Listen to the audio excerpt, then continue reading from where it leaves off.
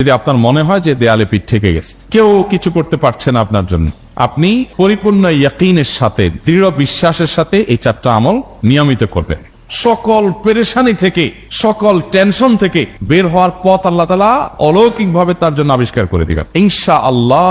গুলি মিস হতে পারে, আপনার দোয়া মিস হবে না। আমি এমন এক ভয়াবহ বিপদে আছি যা থেকে উত্তরণের কোন পথ আমার সামনে খোলা নাই, এমন কোন আমল শিখিয়ে দিবেন যে আমলের মাধ্যমে এই ভয়াবহ বিপদ থেকে আমি রক্ষা পেতে পারি। ভাইরা আমার, এই ধরনের প্রশ্ন আমাদের কাছে অহরহ আসে যে এমন বিপদে আছেন যে বিপদ থেকে আসলে রক্ষা পাওয়ার জন্য আপাত দৃষ্টিতে কোনো পথ উনি দু চোখে দেখতে পাচ্ছেন না, এক কথা দেয়ালে পিঠ থেকে গেছে। এইরকম পরিস্থিতিতে একজন ইমানদার আল্লাহ রাব্বুল আলামিনের কাছে তার এই সমস্যাকে তুলে ধরবার জন্য কয়েকটা আমল আমরা বলতে পারি, যে আমলগুলোর মাধ্যমে আল্লাহ তাআলা ওই অসম্ভবকে তার জন্য সম্ভব করবেন ইনশাআল্লাহ। এবং এই আমলগুলো চর্চা আমার জীবনে আমি করে দেখেছি, এগুলোর প্রয়োগ করে দেখেছি, আমলগুলো করে দেখেছি। আলহামদুলিল্লাহ, যেখানে মনে হয়েছে এই সমস্যা বাহ্যিকভাবে সমাধান যোগ্যই না, আল্লাহ তাআলা সেটাকে অলৌকিকভাবে সমাধান করেছেন। আমার জীবনে বহুবার আমি দেখেছি। এরকম 4টা আমল আছে যেগুলো আমরা কোনো বিপদে পড়লে, নারী হোক, পুরুষ হোক, পারিবারিক হোক, আর্থিক হোক বা নিরাপত্তা সংশ্লিষ্ট হোক, যে কোনো সমস্যা হোক, যদি আপনার মনে হয় যে দেয়ালে পিঠ থেকে গেছে, কেউ কিছু করতে পারছে না আপনার জন্য, আপনি পরিপূর্ণ ইয়াকিনের সাথে, দৃঢ় বিশ্বাসের সাথে এই 4টা আমল নিয়মিত করবেন। এবং আমি বহু মানুষকে পার্সোনালি এটার পরামর্শ দিয়েছি, ওনারা আমল করেছেন, আমল করে উপকৃত হয়েছেন। এরকম বহু মানুষ আছে, বৃদ্ধ মানুষ, বাবা ক্যান্সারে আক্রান্ত হয়েছেন অনেক দেরিতে, আল্লাহ তাআলা অলৌকিকভাবে সাহায্য করেছেন। হ্যাঁ, কখনো যদি আল্লাহ তাআলা এই আমলগুলো করার পরও আমার বিপদ দূর না করেন, তাহলে হয় আমার আমলের মধ্যে কোনো ত্রুটি ছিল, অথবা আমার এই বিপদ দূর না হওয়ার মধ্যে আমার জন্য কোনো কল্যাণ নিহিত ছিল। আল্লাহ তাআলা আমার দোয়া কবুল করে যে উপকার হতো তার চেয়ে বেটার কিছু হয়তো আমাকে দিবেন, এই ইয়াকিন একজন ইমানদারের থাকবে। সেই 4টা আমলের 1 নম্বর হলো ইস্তিগফারের আমল। ইস্তিগফার, আপনি ফেসে গেছেন কোন জায়গা, কোনো উপায় পাচ্ছেন না, আপনি ইস্তিগফার করতে থাকেন। আস্তাগফিরুল্লাহ ওয়া আতুবু ইলাইহি, আস্তাগফিরুল্লাহ ওয়া আতুবু ইলাইহি, আস্তাগফিরুল্লাহ ওয়া আতুবু ইলাইহি, আস্তাগফিরুল্লাহ, আস্তাগফিরুল্লাহ, আস্তাগফিরুল্লাহাল্লাযী লা ইলাহা ইল্লা হুয়াল হাইয়ুল কাইয়্যুম ওয়া আতুবু ইলাইহি ওয়া লা হাওলা ওয়া লা কুওয়াতা ইল্লা বিল্লাহ।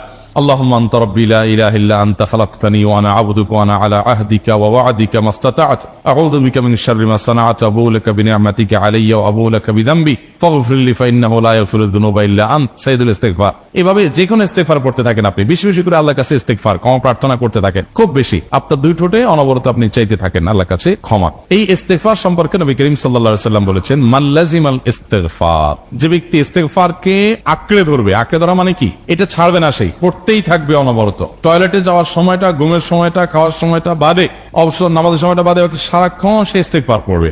এরকম যদি কেউ করে, আল্লাহ রাব্বুল আলামিন জাআলাল্লাহু লাহু মিন কুল্লি হাম্মিন ফারাজা ওয়া মিন কুল্লি দীকিন মাখরাজা, সকল পেরেশানি থেকে, সকল টেনশন থেকে বের হওয়ার পথ আল্লাহ তাআলা অলৌকিক ভাবে তার জন্য আবিষ্কার করে দিবেন।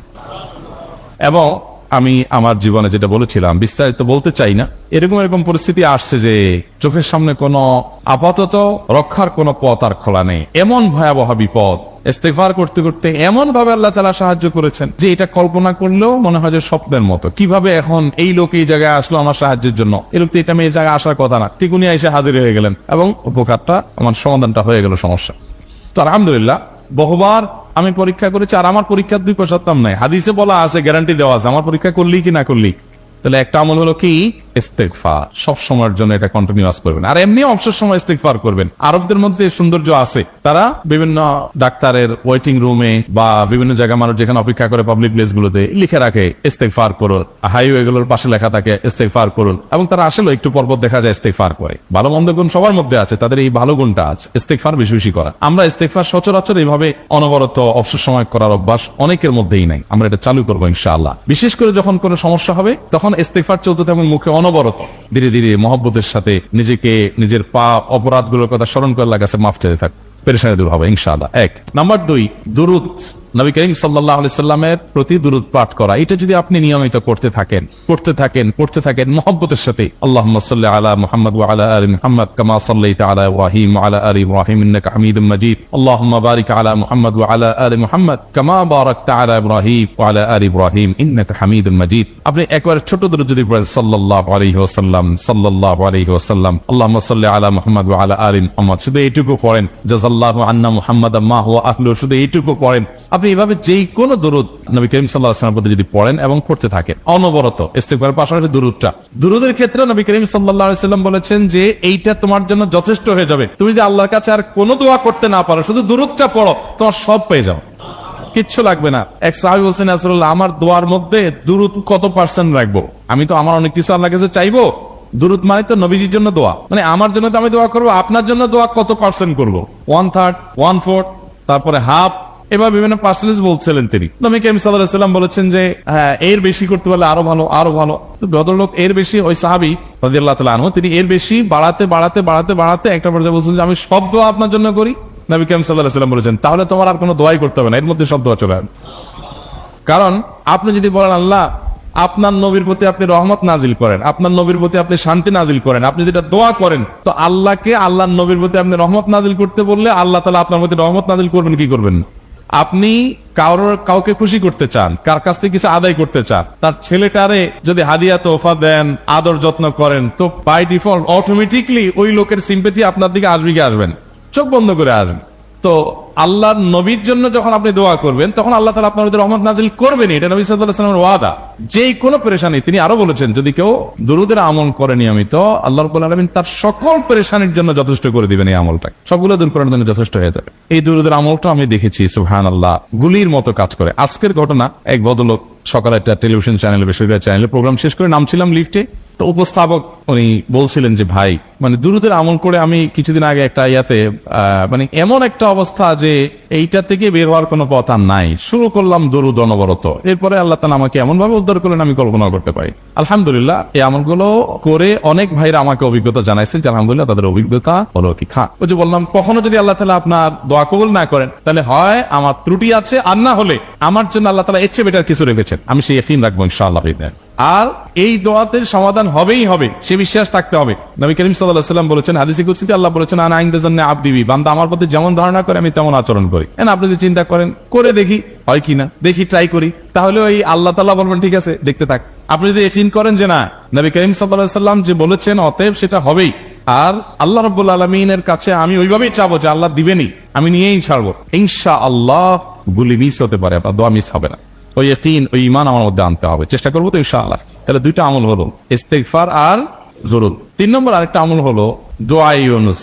দোয়া ইউনুস, লা ইলাহা ইল্লা আনত সুবহানাক ইন্নী কুনতু মিনাজ জালিমিন। বেশি বেশি পড়তে থাকবেন, যখন বিপদে পড়বেন ইস্তিগফার আর দুরুদ পড়বেন সবচেয়ে বেশি, আর মাঝে মধ্যে দোয়া ইউনুস, লা ইলাহা ইল্লা আনত সুবহানাকা ইন্নী কুনতু মিনাজ জালিমিন। আল্লাহ সুবহানাহু ওয়া তাআলা কোরআনে কারীমে এই দোয়ার পরে বলেছেন, ওয়া কাযালিকা নুনজিল মুমিনিন। এই দোয়া পাঠ করার মাধ্যমে ইউনূস আলাইহিস সালামকে পৃথিবীর ইতিহাসের সবচেয়ে অলৌকিক ঘটনা, সকল সায়েন্স, সকল আপনার বিজ্ঞানের তত্ত্ব সবগুলোকে ভুল প্রমাণ করে দিয়ে ওই জায়গাটার জন্য আল্লাহ তাআলা ইউনূস আলাইহিসকে মাছের পেটে ঢোকার পর সেখান থেকে আবার জীবিত রেখে বের করেছেন। অক্সিজেন অভাবে তো সেখানে এমনি মারা যাওয়ার কথা, আরো নানা কারণে মারা যাওয়ার কথা, তাই না? কিন্তু আল্লাহ তাআলা তাকে রক্ষা করেছেন, কারণ উনি এই বিপদে পড়ার পর থেকে এটা পড়তেছিলেন, লা ইলাহা ইল্লা আনতা সুবহানাকা ইন্নী কুনতু মিনাজ জালিমিন। তো আল্লাহ তাআলা কোরআনে বলেছেন, এটা ইউনূস, তার নবী ইউনূস আলাইহিস সালামকে আল্লাহ তাআলা এটার মাধ্যমে রক্ষা করেছেন, সেটা তার জন্য খাস না, এটা তার জন্য স্পেশাল না, বরং আল্লাহ বলেছেন ওয়া কাযালিকা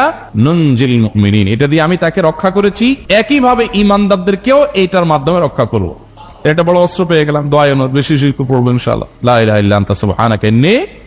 আমার দেশে আবার দেখা যায় বিপদ হয়ে গেলে তখন হুজুর মানা করে যে ভাই আপনারা সবাই মিলে এটা 1 লাখ বার পড়ে দেন, 100 লাখ বার পড়ে দেন, টাকা দিমু আপনারা পড়ে দেন। আপনারটা আপনি পড়বেন ভাই, হুজুরদের কাছে দোয়া চান সমস্যা নাই, আর হুজুরদেরকে হাঁটায়া টাকা দিবেন করে, এমনি টাকা দিবেন না দিয়া।